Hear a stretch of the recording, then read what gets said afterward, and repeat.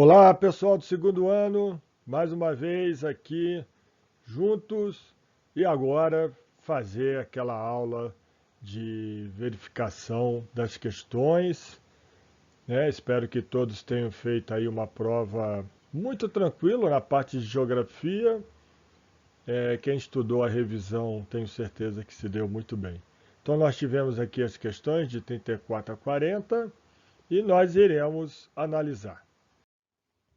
E aí, apareceu de novo. Eu não ia falar mais, mas eu vou acabar falando. O mundo gira. É porque nós teremos a nossa aula de geografia, que será a retificação da aprendizagem da A9. Certo? Então tá aqui, retificação da aprendizagem.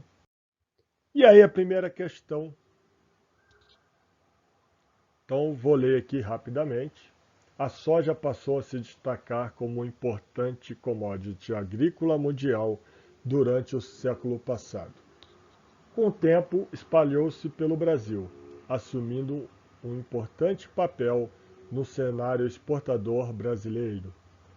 Essa expansão deveu-se principalmente ao desenvolvimento de novas tecnologias pelo agronegócio, pesquisa governamental, técnicas de plantação inovadora, melhoramento genético de sementes, além do aumento de áreas de cultivo, o que acarretou no aumento da produtividade dessa oleaginosa.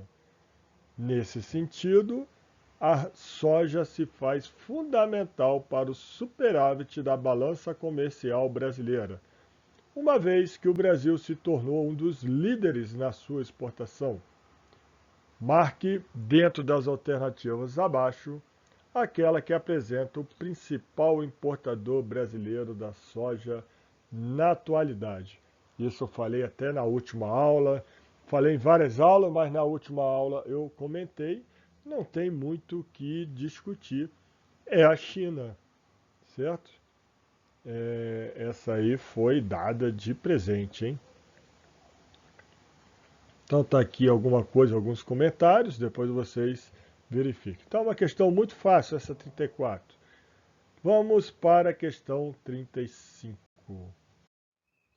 Questão 35 fala sobre a Revolução Verde. Então vamos ler aqui um pouquinho.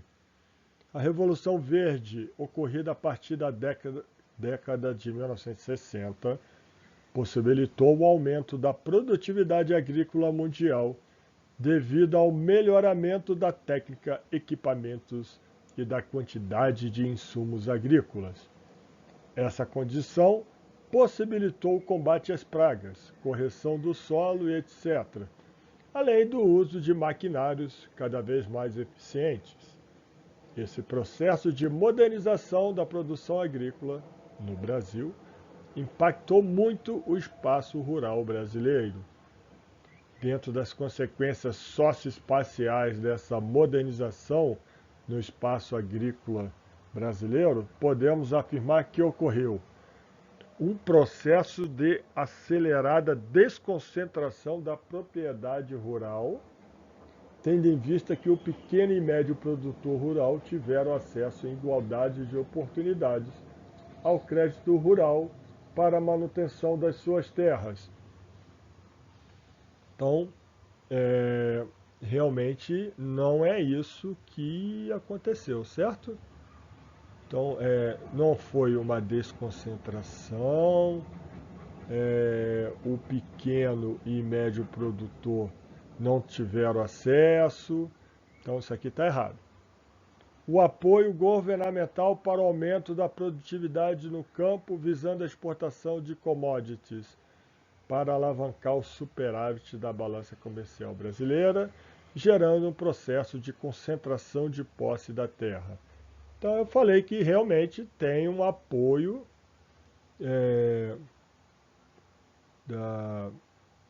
do governo, então a ideia é força, e a concentração de terra também é uma ideia força. Então, a princípio é B, mas vamos ver a letra C. O incentivo às práticas agroecológicas tendo em vista a consciência ambiental que passou a predominar no meio ambiental. essa consciência ambiental, ela está errada, né?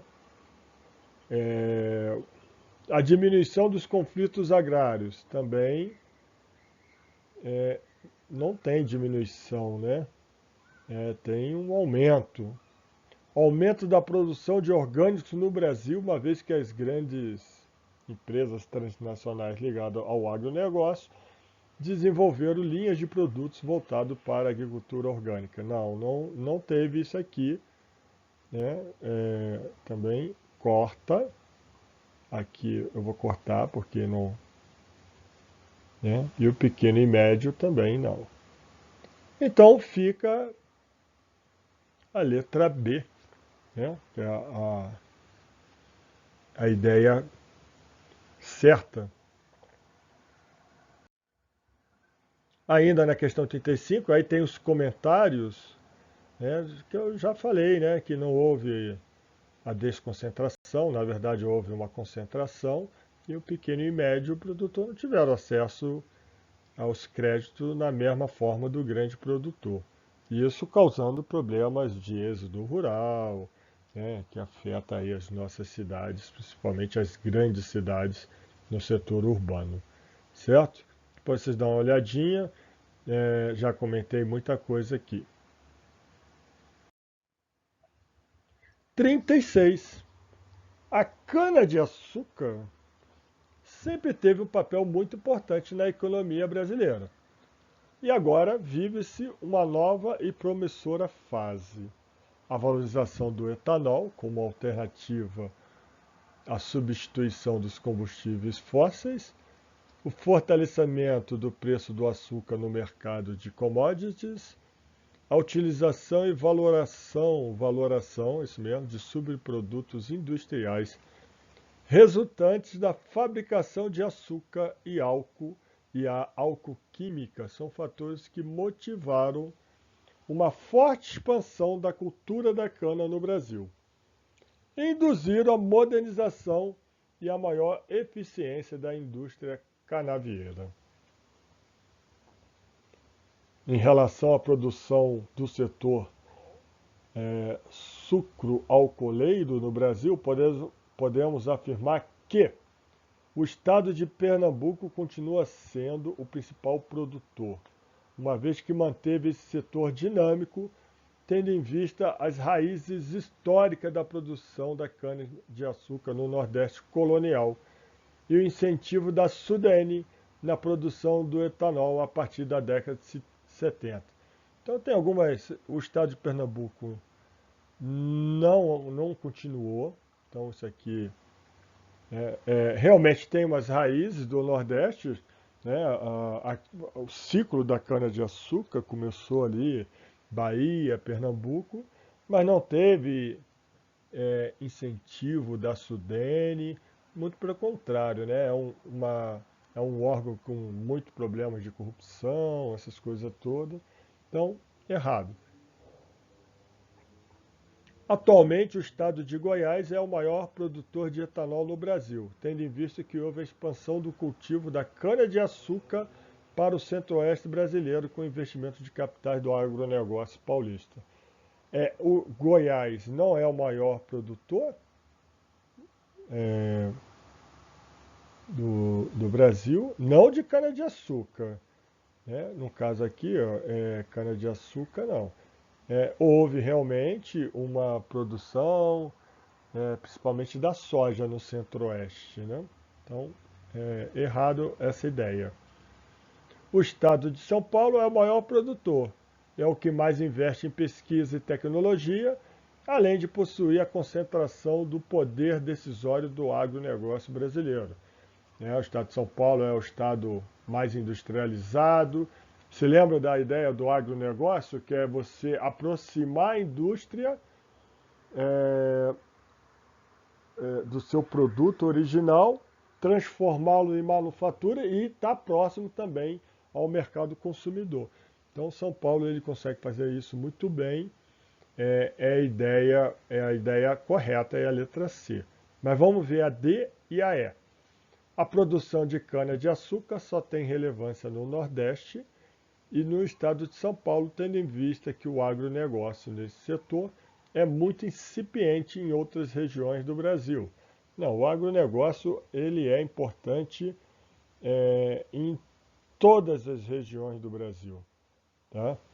Essa ideia está errada e só tem relevância no Nordeste e São Paulo? Também não. Tem relevância no país inteiro, né? Tanto é que hoje a gente está vendo aí um preço da gasolina altíssimo, também fruto dessa economia do agronegócio.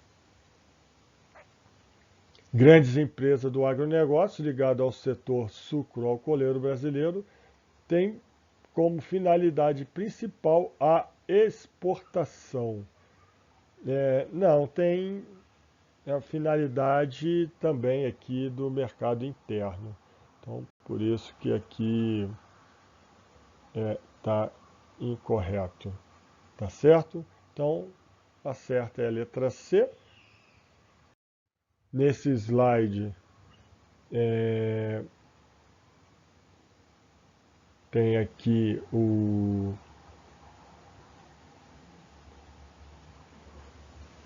outros comentários principais, né? O estado de Pernambuco já foi, não é mais, é o estado de São Paulo.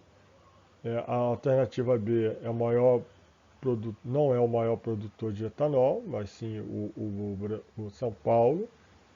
Na letra D, que é importante, a relevância da produção da cana-de-açúcar, como Goiás e Minas Gerais. Existe em Goiás e Minas Gerais, mas não é tanto que nem São Paulo. Né? Então, não é somente naqueles estados que estavam previstos. E na letra E, o mercado consumidor tem uma importância muito grande ainda, até porque fruto do nosso programa de álcool, né, o Proálcool, que foi lá na década de 70. Então, grande parte da produção que advém da cana-de-açúcar é utilizado pelo mercado interno. Ok, pessoal? Então, vamos para a próxima pergunta. Questão 37. Inclusive, eu mostrei tem na aula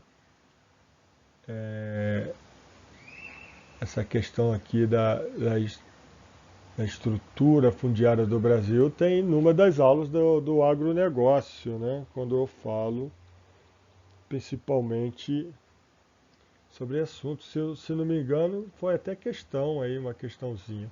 Mas vamos ver. Observa o gráfico abaixo, ele representa uma relação entre o número de imóveis rurais no Brasil e o tamanho da área ocupada. Então isso aqui, vou até trocar de cor, vou botar aqui uma cor verde. A primeira ideia,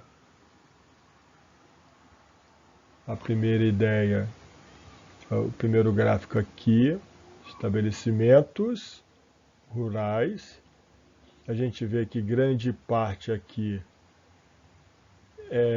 53, são estabelecimentos de tamanhos, propriedade pequena, mas são estabelecimentos rurais.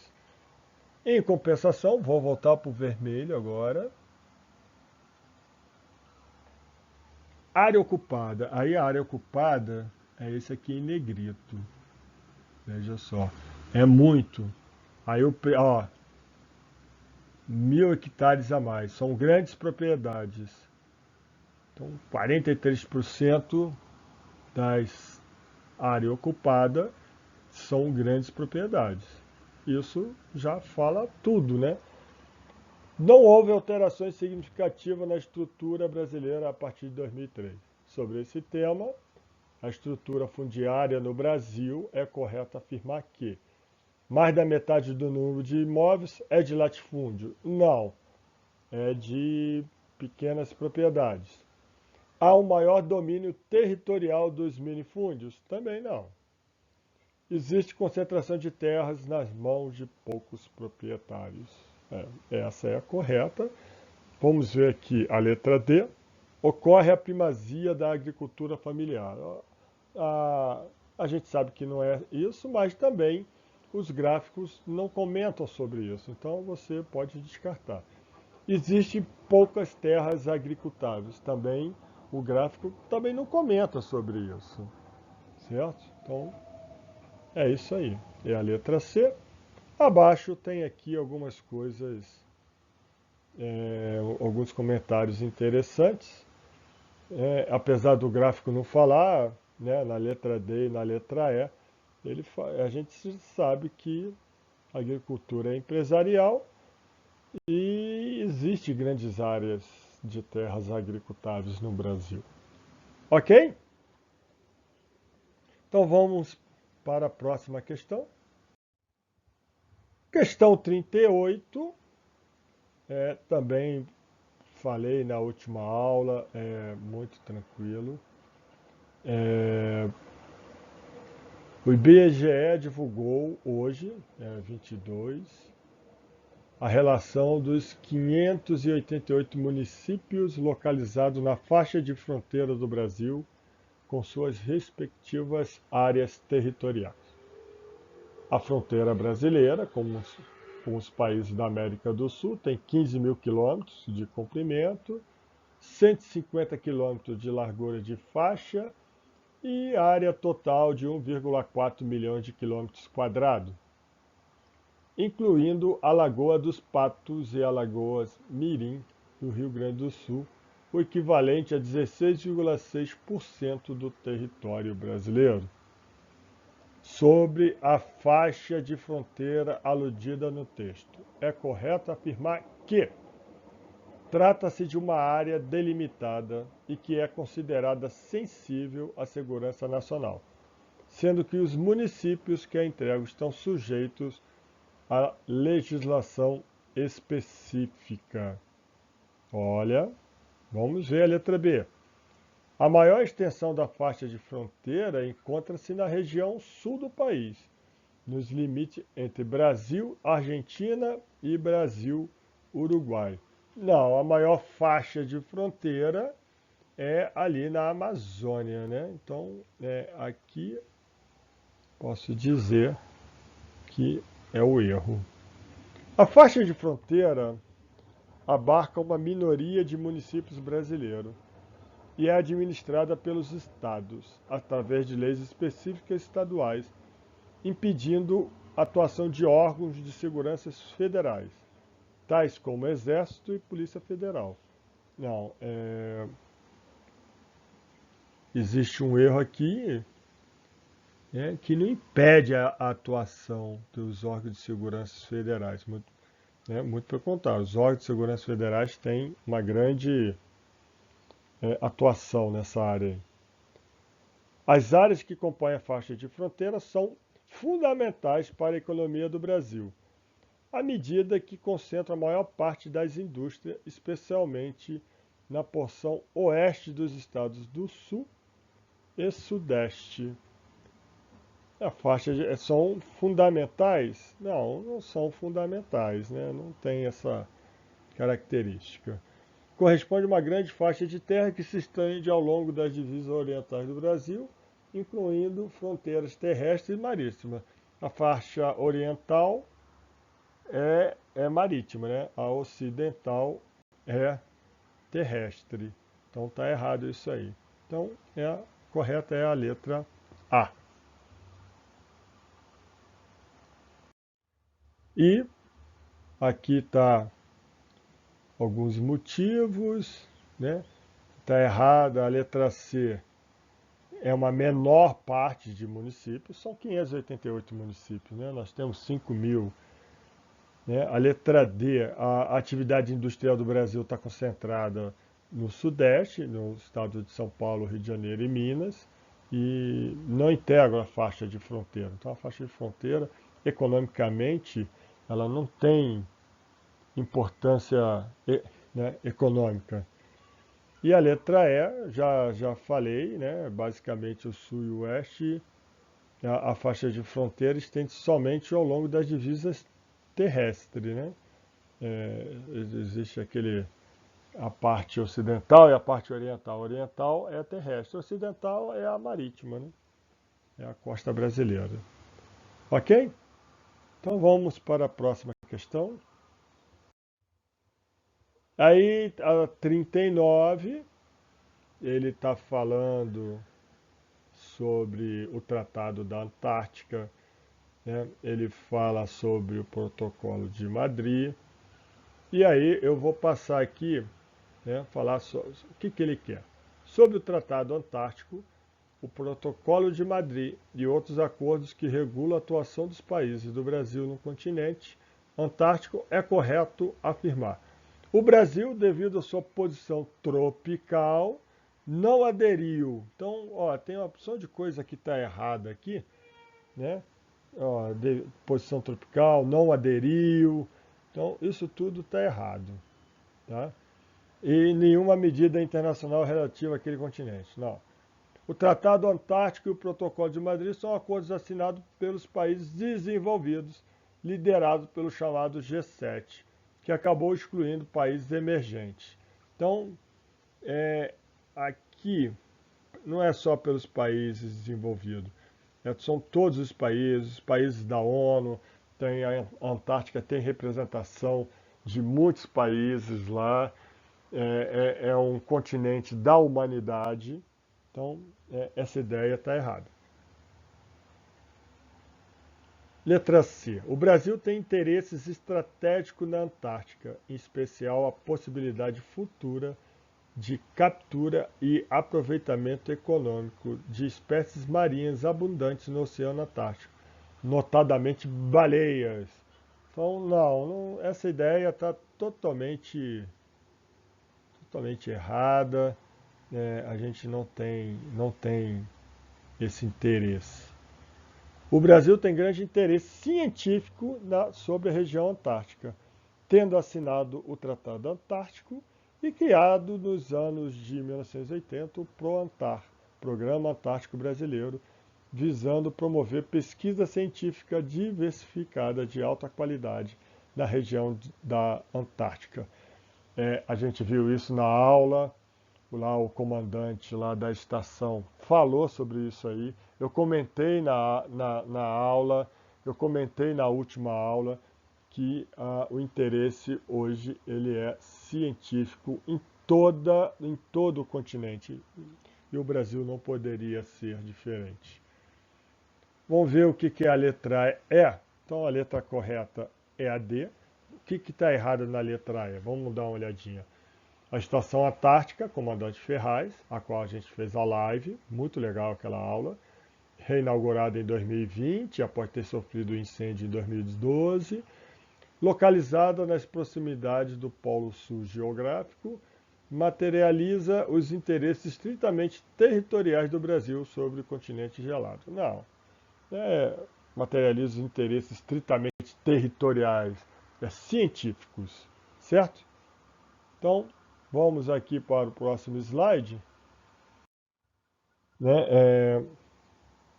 Vocês dão uma olhadinha aqui nos comentários e verifica, né, as baleias, né? A gente não tem interesse nas baleias, até porque elas são protegidas lá no Oceano Antártico, né? Isso é um fato importantíssimo. E o Protocolo de Madrid foram assinados por países de diferentes níveis de desenvolvimento, né? Foi um tratado na ONU, então existe uma representatividade muito grande. E também na letra E, a Estação Antártica localiza-se na ilha Rei George, na periferia do continente antártico, fora da zona glacial, e os interesses expressos do Brasil, da Antártica, são científicos, né, atrelado ao acordo do Protocolo de Madrid. Certo? Então vamos lá para a última questão. A última questão está falando sobre a fronteira marítima. Essa também está muito fácil, né? Vou até ler aqui, mas é muito tranquila, né?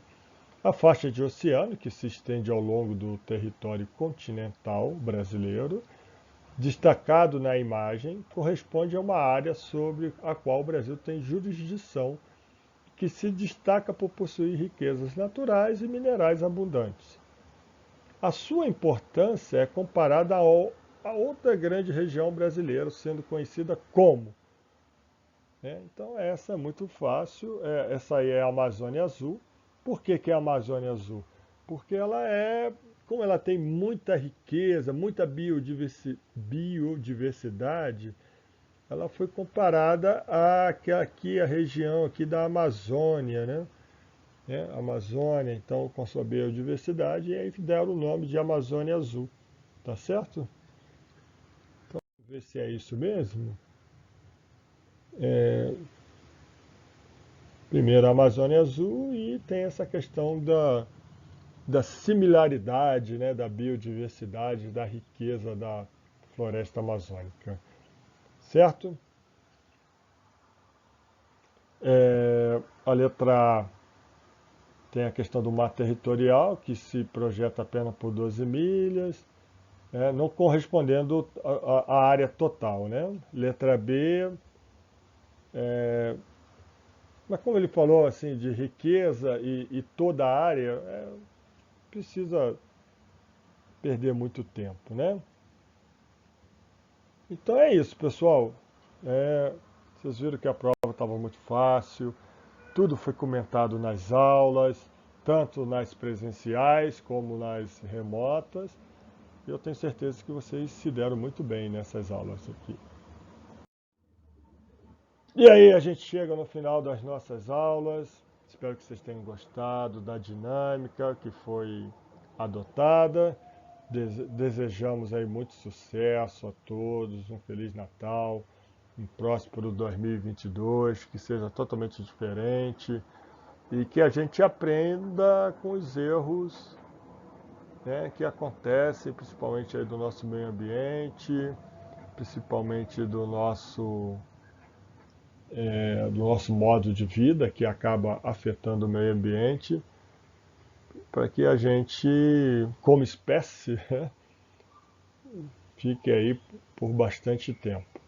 Então, um grande abraço aí do Coronel Dorian, do Major Fábio e recentemente aí na nossa equipe, o Tenente Firmato. Pessoal, tudo de bom, um grande abraço para todos.